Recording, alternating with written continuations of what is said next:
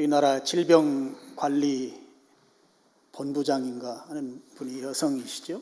그분이 지난 주간에 코로나가 이태원 그 게이클럽에서 확산되면서 그 이후에 그분의 그 코멘트가 이제 이런 말을 했어요. 코로나19라고 하는 이 전염병은 정말 잔인한 바이러스다, 이렇게 표현한 것이 신문의 헤드라인에 나온 것을 제가 보았습니다.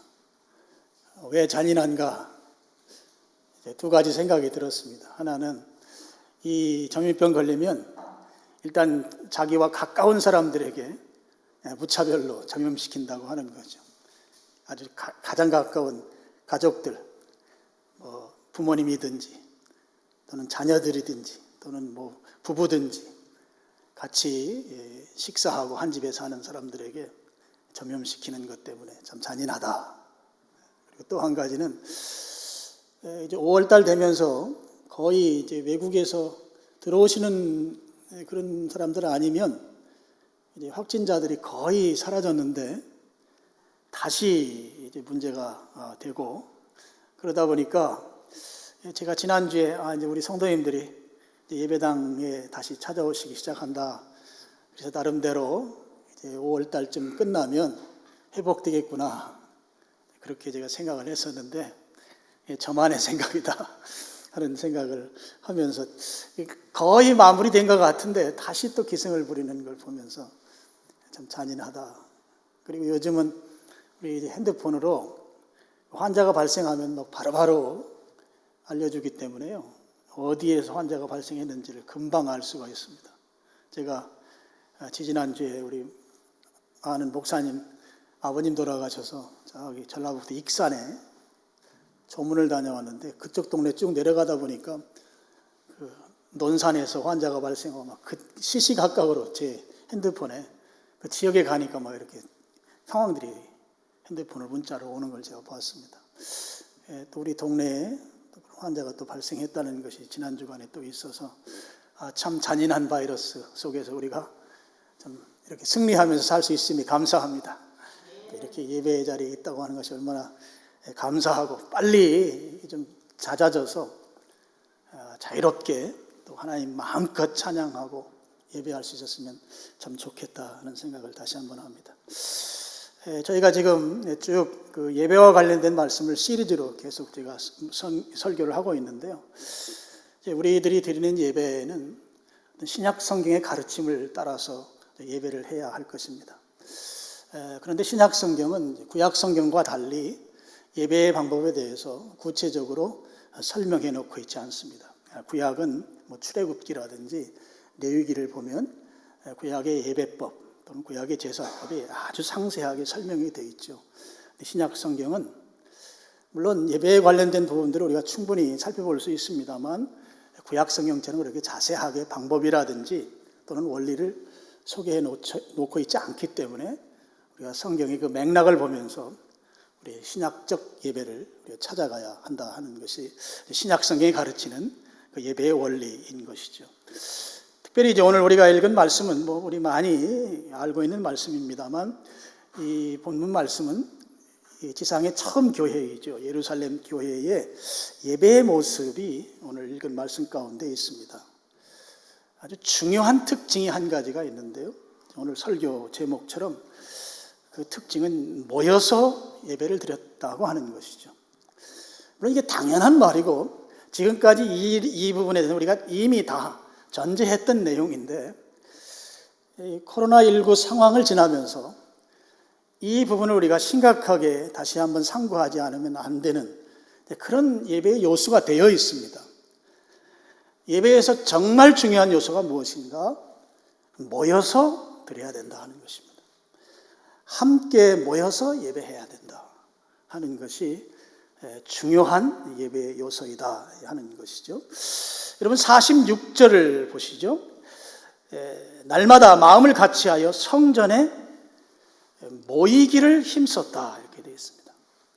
예루살렘 교회의 성도들이 모이는 일에 힘썼다고 하는 것이죠.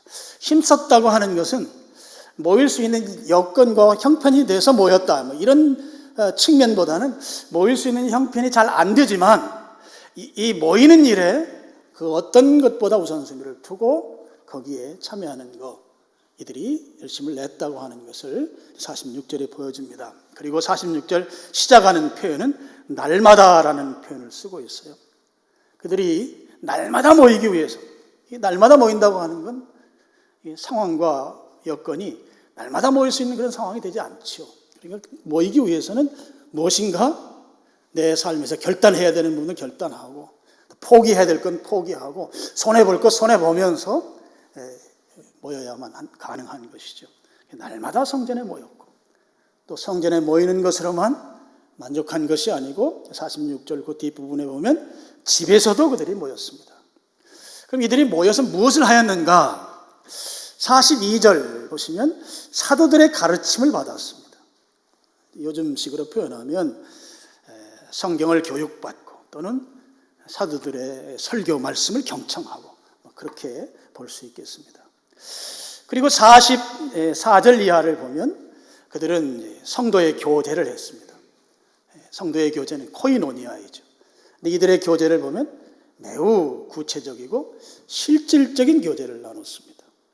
44절은 믿는 사람이 다 함께 있어 모든 물건을 서로 통용하고, 자기들이 사용하는 생필품을 내 건 내 거, 내 건 내 거가 아니라 우리의 것으로 서로 나누어 썼다 하는 것이죠. 성도의 교제의 실질적인 측면들입니다. 그 다음에 45절을 보면 재산과 소유를 팔아 각 사람의 필요에 따라 나눠줬다. 필요에 따라서 나누는 구제의 삶을 구체적으로 실천했다고 하는 것이죠. 교제가, 성도의 교제가 매우 실제적이었던 걸 볼 수 있고요. 46절 말미에도 보면 기쁨과 순전한 마음으로 음식을 먹었다. 함께 식탁을 나누면서 친밀한 성도의 교제를 나누었던 것을 볼 수가 있습니다. 그리고 42절과 46절에 반복해서 나오는 한 표현이 있습니다. 바로 떡을 떼었다고 하는 말이죠. 떡을 떼었다는 말은 주의 만찬에 참여했다고 하는 것이죠. 여러분, 주의 만찬이 갖는 의미 가운데 중요한 의미 한 가지가 있어요. 고린도전서 11장 26절, 우리 스크린 보시고 한번 같이 읽어보시겠습니다. 너희가 이 떡을 먹으며 이 잔을 마실 때마다 주의 죽으심을 그가 오실 때까지 전하는 것이니라. 굉장히 중요한 가르침입니다. 주의 만찬에 참여하는 것으로 인해서 주의 죽으심을 주님께서 다시 오실 때, 재림하실 때까지 주님을 전하는 것이다. 복음 전환, 복음 선포를 주의 만찬을 통해서 한다 하는 것입니다. 그러니까 지금 예루살렘 교회의 성도들은 단체로 주의 만찬에 참여하면서 그 의미를 바울이 고린도서에서 해석해 놓은 대로 예수님의 죽으심과 부활하심, 예수님이 그 대속의 죽으심을 만방에 선포하는 복음 전도의 기능을 이 교회가 행했다고 하는 것을 또 42절과 46절에서 두 번이나 강조하면서 떡을 뗐다 이렇게 표현하고 있습니다. 초대교회 시절에는 모일 때마다 주의 만찬을 했습니다. 지금 교단 가운데 그리스도의 교회 교단이 아마 모일 때마다 만찬을 하는 것으로 제가 알고 있습니다. 그 다음에 42절에 보면 마지막 부분에 기도하는 일에 또 열심을 냈다 되어 있고요. 그 다음에 47절에 보면 하나님을 찬미했다. 찬미한다는 하나님 찬양하는 것이죠. 예배 드렸다고 하는 말로 바꾸었어도 전혀 해석에 문제가 없습니다. 오늘 예루살렘 교회가 성령의 은혜를 받고 나서 그들이 이제 예배를 드리는데, 이걸 한마디로 표현하면 예루살렘 교회 성도들이 예수님을 만나서 구원받고 구원받은 사람들이 공동체를 이룹니다. 그리고 그들이 모여서 예배를 드렸습니다.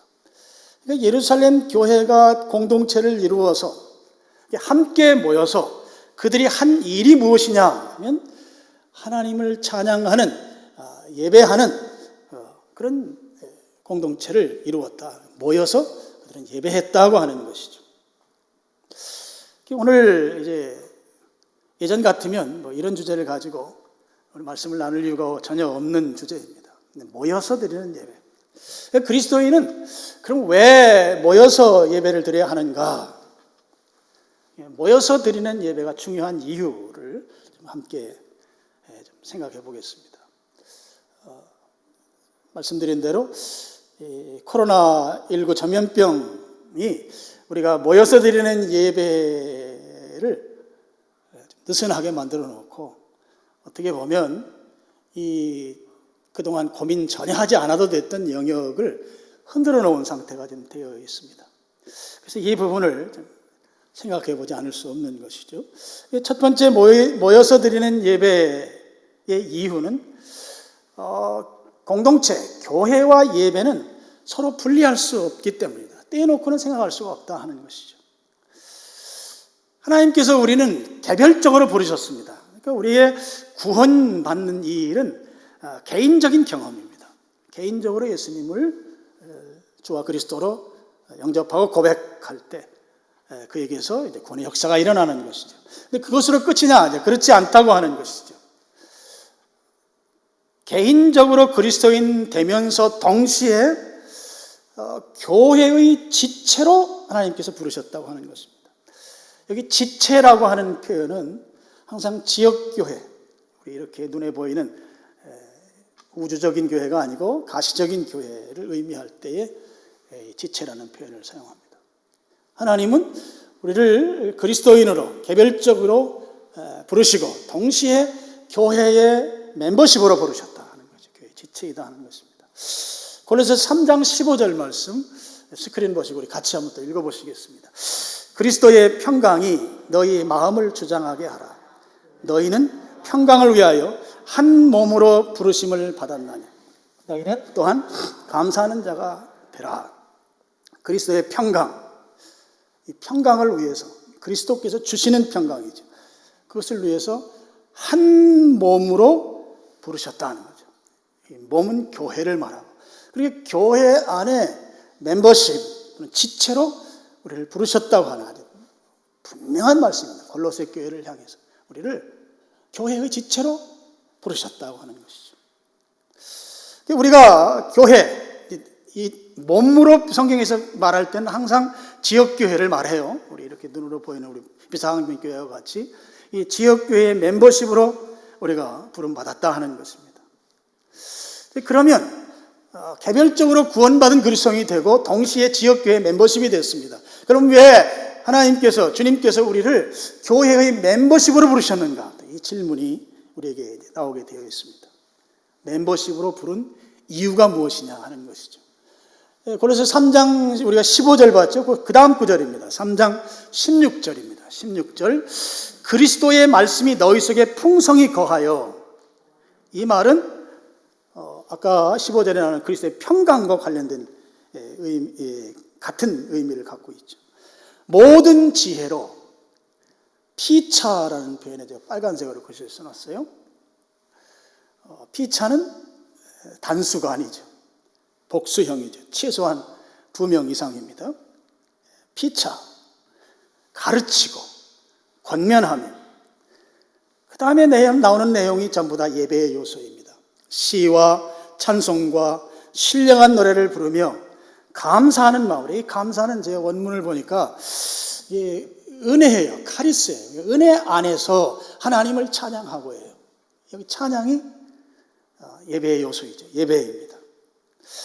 그러니까 지금 우리를 한 몸으로 부르신 하나님께서 왜 한 몸으로 부르셨는가? 그 이유, 그 목적을 보니까 골로새 3장 16절에 예배를 드리기 위해서는, 함께 모여서 드리는 예배를 위해서 우리를 한 몸으로 교회의 멤버십으로 부르셨다. 그렇게 성경에 기록하고 있습니다. 물론 에베소서에도 이런 부분이 나와 있어요. 골로새 교회를 향한 말씀이나 또 에베소 교회를 향한 말씀은 아주 명확합니다. 서로 화답하는 찬양을 하고, 화답은 혼자 못하는 것이죠.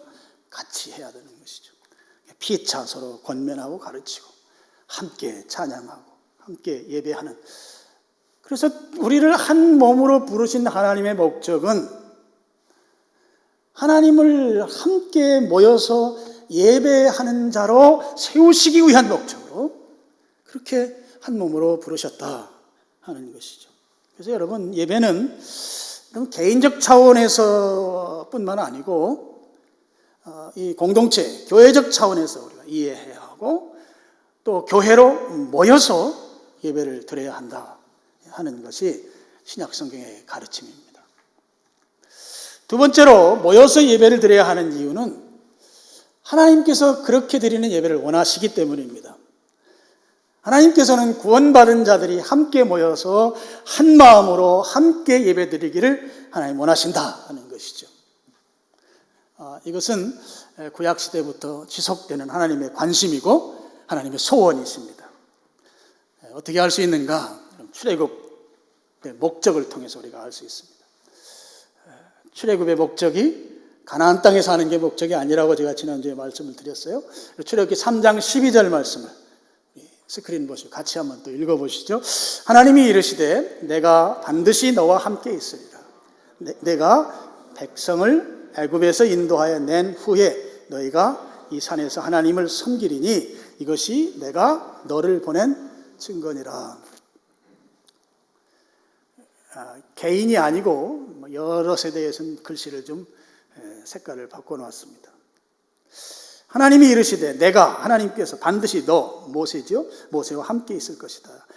모세가 그 백성은 많은 사람들을 말하죠. 애굽에서 인도하여 낸 후에 너희가 이 산은 신의 산입니다. 신의 산에서 하나님을 섬기리니, 섬긴다는 말은 대상이 하나님이면 예배라고 제가 말씀을 드렸어요. 하나님을 예배하리니 이것이 내가 너를 보낸 증거이다. 여러분 한번 생각해 보시죠. 400년 동안 이 우상이 득식을 거리는 애굽 땅에서 애굽 신을 섬기면서 살던 이스라엘 백성들을 하나님께서 그냥 내버려 두지 아니하시고 출애굽을 시킵니다. 하루 이틀도 아니고 400년을 그곳에 살았으면 그냥 살아도 되지 않겠습니까? 하나님께서 모세를 그곳에 보내셔서 그들을 출애굽시키기로 하나님 계획을 세우신 것이죠.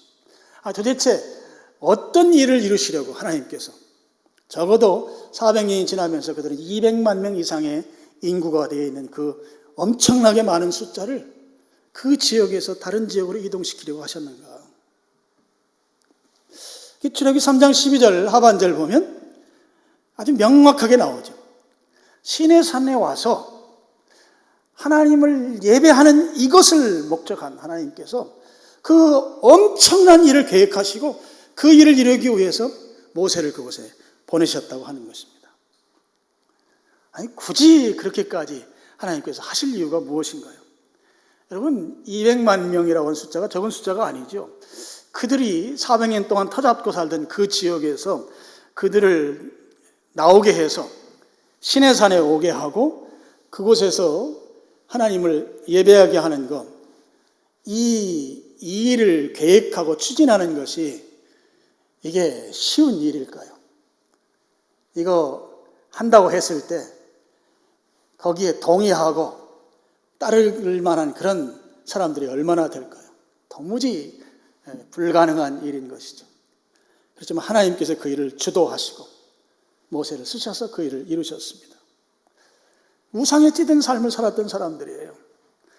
근데 그 사람들 신의 산에 왔습니다. 신의 산에 왔을 때 이게 하나님이 이제 그들이 이제 예배해야 될 그들의 예배의 대상인데 하나님께서는 거기서 십계명 주시면서 야 모양 만들면 안 돼. 형상을 만들면 안 돼. 뭐 예배를 하려면 뭔가 좀 앞에 뭐 그럴듯한 뭐가 하나 있어야 되잖아요. 최소한 조금 이상야릇하게 생긴 바위덩어리라도 있어야 그거 앞에 놓고 뭐 예배를 드리든 절을 하든 뭘 할 텐데 모양이라도 만들지 말라는 거예요. 형상이라도 만들지 말아요. 만드는 순간 그 우상이라는 것이죠. 그런 하나님을 예배하는 거 이게 쉬운 일일까? 우리 생각만큼 그 일이 당시의 그런 이 신앙적 관점에서 볼 때 아무런 모양도 없는 그 대상을 놓고 예배한다. 이게 쉬운 일이냐 말이에요. 시쳇말로 알랭이 죽는다고 지금 그런 상황으로 우리가 표현할 수 있을 거예요. 그런데 하나님께서 모세에게 그게 된다는 것이죠. 그게 어려운 과정임에도 불구하고 그 일을 하나님이 이루실 것이다. 그게 증거라는 거예요. 그럼 무엇을 말씀하는가 하면 하나님은 개인보다도 공동체가 예배하는 것을 그렇게 원하신다고 하는 것을 이 출애굽이라고 하는 놀라운 사실을 통해서, 도무지 불가능한 사실을 통해서 그 일을 이루어내시고, 나는 개인이 예배하는 것이 아니라 모여서 백성들이 함께 예배하는 이것을 원한다고 하는 거예요. 그것을 출애굽 사건을 통해서 아주 명백하게 말씀하신 것이죠. 예배를 원하시기 때문에 개인이 아니고 공동체가 모여서 드리는 그 예배를 원하기 때문에 도무지 불가능한 그 일을 하나님께서 모세를 도구 삼아서 그 일을 이루셨다고 하는 것이죠. 실제적으로 그 일이 이루어진 것이 내가 너를 애굽에 보낸 증거다 하는 거예요. 함께 모여서 드리는 예배에 대한 주님의 기대가 출애굽 사건 속에 고스란히 담겨 있습니다. 신약에 와서 우리 예수님께서도 함께 모여서 드리는 예배에 대해서 관심을 가지시고 거기에 힘을 실어주시고 지지하셨습니다. 여러분 잘 아는 성경 구절입니다. 마태복음 18장 20절 스크린 보시고 또 같이 한번 읽어보시죠. 두세 사람이 내 이름으로 모인 곳에는 나도 그들 중에 있느니라. 여러분 두세 사람은 교회의 최소 단위입니다. 교회라고 하는 건 공동체인데 공동체의 최소 단위가 두세 사람이죠. 가장 적은 숫자의 교회, 두세 사람. 내 이름으로 모인 곳, 한마디로 말하면 교회입니다. 그러니까 가장 적은 숫자의 교회이지만 그곳이 교회라고 하면 나는 그들과 함께 하겠다는 거죠. 지금 예수님도 이 함께 모이는 이 예배, 함께 모여서 드리는 예배, 이 공동체에 대해서 아주 지대한 관심을 가지시고 그것을 지지하시고 거기에 힘을 실어주시고 그리고 그렇게 예배를 드릴 것을 요구하신다는 것이죠. 그래서 모여서 드리는 예배에 대해서 주님이 기뻐하신다고 하는 것을 알 수가 있습니다. 우리가 모여서 예배해야 되는 이유, 세 번째 이유가 있습니다. 예배를 지속하기 위해서입니다. 예배의 영속성을 위해서입니다. 하나님께서 출애굽을 시키고, 물론 이 예배는 창세기 1장에서부터 나옵니다. 그리고 2장하고 4장에 나오고 계속 예배는 성경의 처음 시작부터 마지막까지 다 예배 이야기로 되어 있어요. 이제 그 중에 이제 이 구약의 제사, 그 다음에 신약에 와서 예배, 예수님 오신 이후에, 그리고 이 땅에 사는 동안에 우리 예배의 삶을 살아야 되죠. 그럼 이 땅에 사는 것으로 예배가 끝나느냐? 아니죠. 우리 요한계시록 4장 5장에 보면 천상에 가서 365일 시간 개념으로 따지면 24시간 하나님의 거룩성을 높이고 찬양해야 새 노래로 주를 노래하고 다 예배입니다. 우리의 삶은 지금부터 시작해서 영원한 예배가 지속되는 삶을 사는 존재입니다. 예배가 모여서 드려야 합니다. 그리고 이 모여서 드리는 예배는 지속돼야 합니다. 근데 그 지속성이 천상 예배까지 이끌어지는 거예요. 연속돼야 돼요. 영속성이에요. 예배의 영속성. 이를 위해서 한 가지 중요한 요소가 있습니다. 예배가 지속되려면. 그 중요한 요소는 바로 예배가 의식으로 드려져야 한다는 거예요. 예배가 의례로 드려져야 한다는 것입니다. 모여서 공동체로 함께 드리는 예배가 하나님께 하나의 목적으로 드려지려면 그것은 의식으로서 형태와 절차가 질서에 있어야 되는 것이죠. 그래서 그 예배 드리는 자들이 예배의 그 의식을 존중하고 그 예배의 그 질서를 지켜야 하는 것입니다. 그래야만 그 예배가 여럿이 드리는 예배가 하나님께서 받으시는 예배가 될 수 있는 것이죠. 그것에 대한 사례가 고린도 전서에 나오죠. 여러분, 고린도 교회는 은사가 풍성한 교회였습니다. 좀 세상 말로 말하면 내가 받은 은사가 제일 세다고 주장하는 사람들이 같이 모여서 예배를 드리던 교회가 고린도 교회입니다.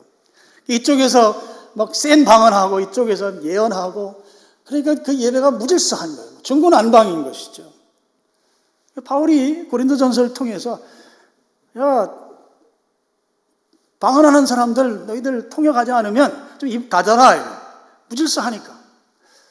그러니까 예배가 질서 있으려면 반드시 의식으로 드려야 된다는 거. 의례가 의례로 드려야 한다는 것을 나타나야 준다고 볼 수 있어요. 여러분, 구약의 제사법이 그렇습니다. 제사법이 출애굽기와 레위기에 잘 나오지만 이렇게 같이 여러 사람이 함께 드리는 예배가 하나님께 질서 있게 드려지려면 그 의식이 자세하게 상술할 수밖에 없는 것이죠. 그리고 의식으로 예배가 드려져야 된다 하는 것이에요. 그런데 오늘 우리 시대의 현대인들은 의식 또는 의례 이런 거 별로 좋아하지 않죠. 자유 이런 걸 좋아합니다. 그리고 특히 이제 예배가 가는 엄숙함이 있습니다. 엄숙한 절차 같은 거를 별로 원하지 않습니다. 그러면 자유롭게 드리는 예배, 여러분 이 자유롭게 드린다고 하는 이 예배는 실제적으로 지속적이질 못합니다. 어떤 분들은 또 그런 이야기 하는 분들이 있어요. 예배가 뭐 그렇게 너무 형식적이고 뭐 의식으로 드릴 필요가 뭐가 있는가? 마음이 중요하다. 마음 태도가 중요한 것이지 형식이 뭐가 중요하냐? 뭐 그렇게 말하는 분들 계세요. 굉장히 우리로 하여금 솔깃하게 하는 말입니다만 이건 잘못된 말입니다. 저는 우리가 의식으로 예배 드려야 되는 아주 중요한 이유 가운데 하나가 우리 이 의식은 형식, 의례, 예전 뭐 이런 표현 다 쓸 수 있습니다. 이 의식이라고 하는 것은 내용을 담는 그릇입니다. 그래서 의식이 중요합니다. 제가 뭐 성경 공부할 때도 자주 계란을 비유로 들어 설명하는데요. 계란은 두 부분으로 되어 있죠. 내용물, 우리가 먹는 부분, 흰자와 노른자 부분이 있고 또 먹지 않는 껍질 부분이 있습니다. 내용물은 흰자와 노른자이고 그리고 계란의 모습을 갖추도록 만드는 것이 껍질이죠. 의식, 형식이라고 볼 수 있습니다. 내용물만으로는 존재할 수가 없죠, 계란이. 껍질이 있어야 비로소 그것을 계란이라고 그렇게 말합니다. 계란 한 판 주세요 하면 계란이 껍질이 있는 그 계란 30개를 한 판이라고 말하는 것이죠. 흰자와 노른자만 있는 것을 계란이라고 부를 수도 있겠지만 그걸 뭐 한 판, 두 판 하고 이제 말할 수 없는 것이죠. 그래서 여러분 의식이라고 하는 것, 형식이라고 하는 것, 의례라고 하는 것은 예배의 내용을 표현한다 하는 거예요. 내용이 되려면 반드시 의식을 통해서 드러난다 하는 것입니다. 우리가 예배를 의식으로 드리는 거예요. 특별히 이렇게 모여서 드리는 예배는 반드시 의식으로 드려야 합니다. 하나님을 경외하는 태도가 의식으로 드러나야 하고 하나님을 사랑하는 태도가 의식으로 나타나야 한다 하는 것이죠. 어떤 분들은 이제 그렇게 말하는 분들 계세요. 의식, 껍질만 있고 내용은 없을 수 있다. 이렇게 말하는 분들이 있어요. 이 말 잘못된 표현입니다. 그래서 그분들이 이제 흔히 드는 표현이 이제 바리새인 예를 듭니다. 바리새인들이 외식하는 자로 예수님으로부터 책망을 받잖아요. 그래서 그들은 내용은 없고 외식이라고 하는 껍질만 있다. 엄밀하게 말하면 그렇지 않습니다. 바리새인들은 율법주의라고 하는 내용을 갖고 있는 사람들입니다. 율법주의라고 하는 내용이 결국 표현되는데 그 표현된 것이 외식으로 표현된 것이죠. 내용과 껍질은 항상 껍질은 내용을 표현하고 내용을 내용되게 하는 것이죠. 바리새인들의 그 외식하는 그 형식이 그들이 가지고 있는 그 율법주의라고 하는 것을 그 내용을 표현하는 것이다 하는 것이에요. 물론 이 뭐 교회 예배 의식만 우리가 생각하면 우리 일상에서 뭐 결혼식이라든지 장례식이라든지 뭐 이런 것들도 다 내용이 의식으로 다 표현되는 것이죠. 결혼식 하면 일단 신랑 신부가 있고 새롭게 가정을 만들어서 출발합니다. 그리고 결혼식에 참여하는 하객들은 그들을 축복하죠. 근데 내용인 신랑 신부가 없는 결혼식이라는 이름을 아무리 붙이더라도 그건 결혼식이 아닌 것이죠. 그거 같은 것입니다. 여러분, 우리가 예배는 하나님 앞에 섰을 때 우리는 당연스럽게 나오는 반응이 하나님을 경외하는 반응, 그리고 나의 전 존재를 다해서 그분 앞에 내 경의를 표하고 그분이 어떻게 하시든지 내가 거기에 그대로 따르겠습니다 하는 그 순종의 태도를 가지고 감사하면서 그 나의 전 존재를 다 담아서 의식으로 표현하는 것이다. 그럴 때 진정한 예배 생활이 되는 것이고, 그럴 때 그 예배가 비로소 지속할 수 있게 된다 하는 것입니다. 의식에 참여하지 아니하고 그냥 예배를 추상적으로만 생각한다면 예배를 지속할 수가 없습니다. 또 한 가지 예배가 의례 또는 의식으로서 있어야 하는 이유는 예배를 우리가 반복해서 드려야 되기 때문입니다. 이 의식의 반복은 우리의 예배를 보존하는 데 너무나 중요한 역할을 합니다. 예배를 드리는, 지금 우리가 드리는 예배가 의식으로 드리는 예배거든요. 이 예배를 반복해서 드리는 것은 이 예배를 보존하는 데 절대적인 역할을 한다 하는 것이죠. 다시 말씀을 드려서 이 예배가 우리의 다음 세대로 계승되어야 합니다. 그리고 보존되어야 합니다. 이 예배가 지속되고 영속되려면 의식으로서 드려져야 한다 하는 것이에요. 제가 박사과정 공부할 때 우리 교수님이 이런 연구를 하셨어요. 캐톨릭이 지금 2000년 역사 동안에 없어지지 않고 그 세력을 유지하는 이유를 연구하시고 그걸 이제 말씀을 해주셨는데, 가톨릭 예배 재미없고, 여러분 미사 여러분 혹시 가보신 적 있나요? 가톨릭의 미사가 정말 심심해요. 근데 이제 이분이 왜 가톨릭이 2000년 동안 없어지지 않고 이렇게 세력을 유지하는가 연구를 한 그 결과가 그거예요. 의식을 갖고 있기 때문이라는 거예요. 의식.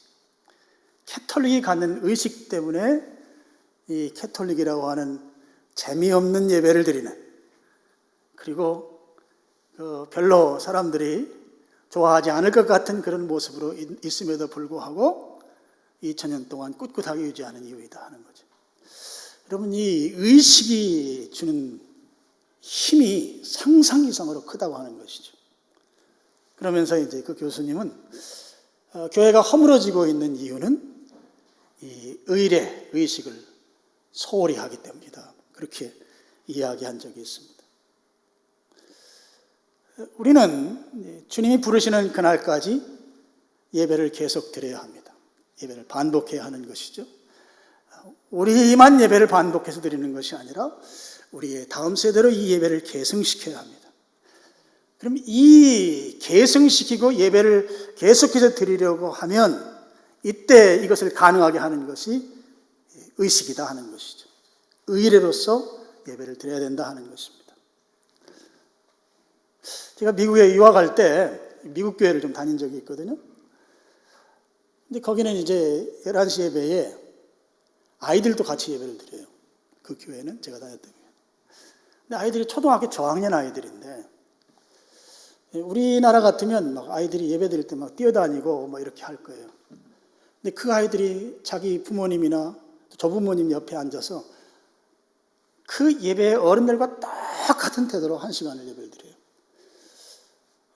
저는 감동을 넘어서 충격을 받았어요. 그리고 이제 예배 시간에 이제 악수하는 타임이 있어요. 쭉 돌아다니면서. 근데 악수하는데 이 아이들이 양복을 입고 나비 넥타이를 메고 그 아이들이. 그리고 악수하는데 지들이 먼저 나한테 와서 손을 내미는 거예요. 나는 어른이고 걔는 이제 초등학교 2, 3학년밖에 안 되는데, 그러면서 어른들 하는 모습 그대로 하는 거예요. 그 우리나라 같으면 좀 있으셔서 그거 못할 건데, 근데 그 모습을 보고 그런 생각을 했어요. 이 의식이라고 하는 것, 예식이라고 하는 것, 저 아이들이 이 예배 의식의 그 진정한 의미를 다 알까? 저는 다 알지 못할 거라고 생각해요. 부모님들에 의해서 예배 훈련되고 또 그 교회의 문화가 그런 문화이다 보니까 이 예배 시간 1시간 동안은 아무리 좀 있으셔도 어른들과 똑같은 예배, 아이들 예배가 아니고 어른 예배 얼마나 재미없겠습니까? 거기에 참여해서 설교는 얼마나 은혜가 안 되겠어요. 거기에 아주 꿋꿋하게 참여하는 거예요. 그래서 제가 그 생각을 한 거예요. 이 의식이라고 하는 거 참여하는 당사자가 그 전체의 의미를 다 모른다 할지라도 반복해서 참여하다 보면 예배가 목적하는 대로 거기에 합당한 예배자로 형성된다, 포맷된다. 예배는 사람을 변화시키는 능력이 있는 것이에요. 예배 의식에 참여하면 변화된다. 이게 예배 의식이 갖는 능력입니다. 예배 잘 드리면 변화 일어납니다. 예배 잘 드리면. 모르고라도 예배에 참여하다 보면 그 예배 의식이 주는 메시지에 의해서 내가 새로운 예배자로 형성이 된단 말이에요. 그래서 여러분이 함께 예배를 드리는데 이 의식으로 드리는 예배에 참여하는 것이 중요하다 하는 것입니다. 그럼 우리 모여서 드리는 예배 지금 말씀을 드리고 있어요. 모이지 않고 드리는 예배, 삶의 예배라고 합니다. 나중에 제가 말씀을 드릴 기회가 있을 것입니다. 여러분 삶 속에서 예배자의 신분, 위치를 벗어나지 아니하고 그 자리를 지켜낼 수 있는 힘이 어디서 나오는가 하면 예배의 의식에 꾸준히 반복해서 참여하는 데서 나옵니다. 교회 예배에 제대로 참여하는 이 의식 예배에 모여서 드리는 이 예배에 참여할 때 우리가 삶 가운데에서 예배의 자리를 이탈하지 않는 삶의 예배를 제대로 드릴 수 있다 하는 것이죠. 그래서 예배는 반복하기 위해서 또 예배가 계승되게 하기 위해서 거기에 중요한 요소가 의식, 의례로 예배가 드려져야 하는 것이죠. 말씀의 결론입니다. 히브리서 10장 24절 25절 말씀 우리 같이 한번 읽어보시겠습니다. 서로 돌아보아 사랑과 선행을 격려, 모이기를 패하는 어떤 사람들의 습관과 같이 하지 말고 오직 권하여 그날이 가까움을 볼수록 더욱 그리하자. 제가 모여서 드리는 예배 이런 제목을 가지고 여러분들과 말씀을 나눌 것은 사실 꿈에도 생각을 못했습니다. 이건 당연한 거니까. 이건 성경에 다 기저에 깔려있는 예배에 대한 기본적 상식이기 때문에 이걸 가지고 말씀을 나눌 거다 생각을 못했는데 아까 말씀드린 대로 코로나19 상황에서 우리가 갖는 이 예배의 가치에 대해서 우리가 좀 느슨한 마음을 갖게 된 것이 우리 현실이 되어 있습니다. 여러분 히브리서 10장 24, 25절 보면 모이기를 패하는 어떤 사람들의 습관 이런 표현이 나옵니다. 그리고 그날이 가까움을 볼수록 더욱 그리하자. 그날은 주님의 심판의 날이죠. 오늘날도 이 코로나19 상황이 되면서 예배를 꼭 모여서 드려야 되느냐 하는 그 질문에 모여서 드릴 필요가 없다고 하는 그런 주장들이 꽤 많이 매스컴을 통해서 소개가 됐습니다. 저는 그건 잘못됐다고 생각합니다. 여러분, 이 모여서 드리는 것이 예배의 기본입니다. 성경에 나오는 모든 가르침들 가운데 예배는 모여서 드리는, 모이는 장소가 교회당이든 아니면 집이든 아니면 들판이든 성전이든 그 장소는 성경이 그렇게 중요하게 생각하지 않습니다. 그렇지만 모이는 것은 중요하게 여깁니다. 그래서 예배는 모여서 드려야 된다 하는 것이죠. 그런데 종말이 가까울수록 모이지 않는 데 대한 이론과 주장이 훨씬 강하게 대두될 것이다 하는 것이죠. 히브리서 10장 24절 25절 말씀입니다. 그 말에 흔들리지 말라는 것이에요. 오히려 그런 말이 나오면 더 단단히 모여서 예배드리라 하는 거죠. 모이기를 힘쓰라는 것이에요. 여러분, 우리나라가 1차 그 중동 붐이 일었을 때 있잖아요. 우리나라에서 근로자로 이제 사우디아라비아 같은 데서 일했던 그런 우리 저보다 이렇게 연배 어른들 이야기를 들어보면 기가 막혀요. 사우디아라비아가 이슬람 아주 거의 종주국가 같은 나라잖아요. 그 나라에 근로자로 나갔어요. 예배를 드릴 수가 없습니다. 예배 드리면 본국으로 추방되거나 또는 그 나라 법에 의해서 처벌을 받기 때문에 성경책도 가지고 들어가지도 못하고. 근데 거기에 우리 크리스찬들이 있단 말이죠.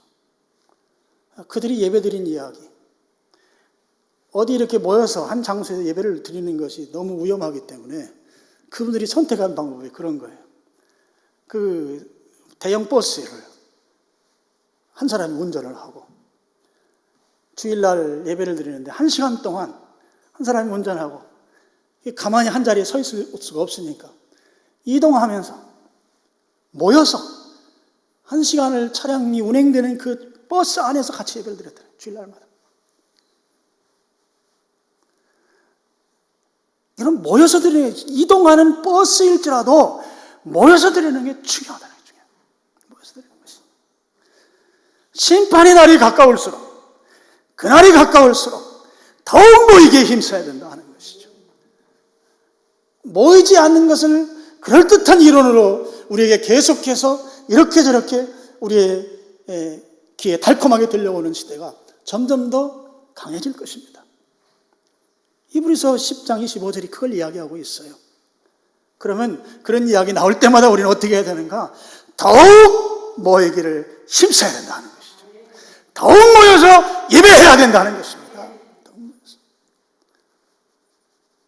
예배의 중요한 요소는 모여서 드려야 된다. 모여서 드리는 것이죠. 장소는 두 번째 문제예요. 장소. 중요한 것은 모여서 드려요. 오늘 여러분 이 사실을 기억하고 제가 이제 이 오늘 메시지를 생각하면서 그런 생각을 해요. 지금 나는 우리 성도님들이 이런 것 때문에 또 시험 들거나 어려움 당하지 않았으면 좋겠어요. 여러 가지 상황들이 예배에 참여하기 어려운 상황들인 걸 제가 알아요. 어떤 분들은 교회 가면 직장 나오지 말아라. 그런 회사도 있고. 여러 상황들이 이게 케이스 바이 케이스예요. 그래서 그런 것들 때문에 여러분이 목사님은 내 속도 모르고 내 형편도 모르고 저렇게 설교한다. 그러지 말고 여러분 집에서 지금 유튜브 보시는 분들도 마찬가지예요. 그런 것 때문에 또 교회를 안 나올까 봐 난 또 걱정해. 이게 목사의 괴로움이 있어요. 다 다시 회복될 때가 있을 줄로 믿습니다. 참 이런 때 이런 설교 안 해야 되는데 저는 또 이게 막 속에서 막 끌어서 또 안 할 수도 없고. 중요한 것은 모여서 예배하는 걸 성경이 가르쳐준다. 이렇게 기억하시고 어떤 상황 속에서 여러분이 모이지 말자고 하는 이론에 현혹되지 말기를 주님의 이름으로 축원합니다. 네, 기도하겠습니다. 하나님 아버지, 오늘 모여서 드리는 예배 저희들이 함께 나누었습니다. 주님이 원하시는 바